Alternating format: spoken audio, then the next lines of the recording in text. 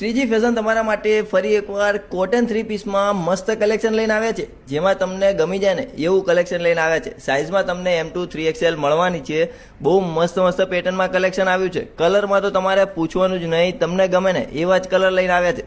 તો વિડીયો મોકલી દો તમારા ગ્રુપમાં અને ખરીદી કરવા માટે પહોંચી જાઓ શ્રીજી ફેશનમાં.